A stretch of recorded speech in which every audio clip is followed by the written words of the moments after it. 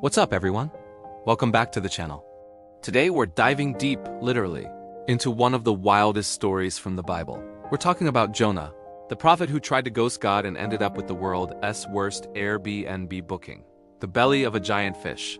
So let's set the scene. God comes to Jonah and says, "Hey Jonah, I've got a gig for you. Head over to Nineveh, that massive city, and tell them to clean up their act. They're getting way out of line."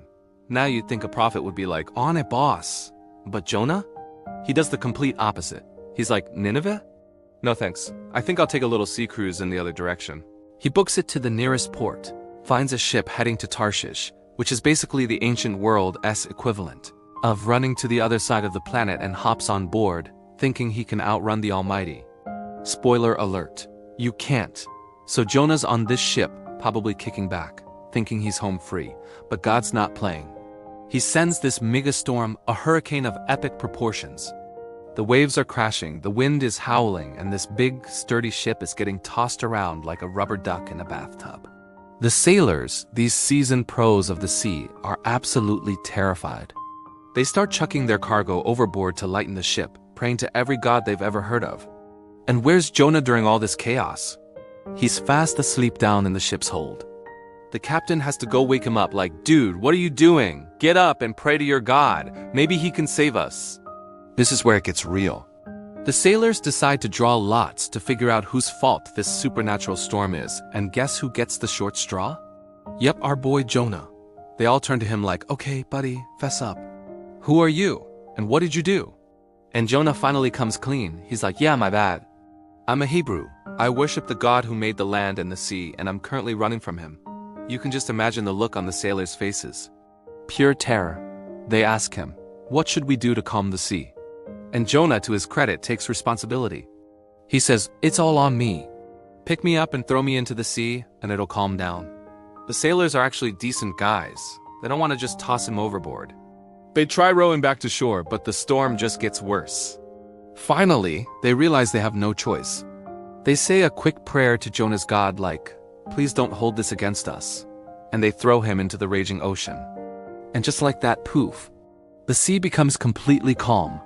The sailors are left standing there, jaws on the floor, suddenly very big fans of Jonah's God. But what about Jonah? He's sinking into the dark, cold water, probably thinking, "Wow, this is it." But God's not done with him.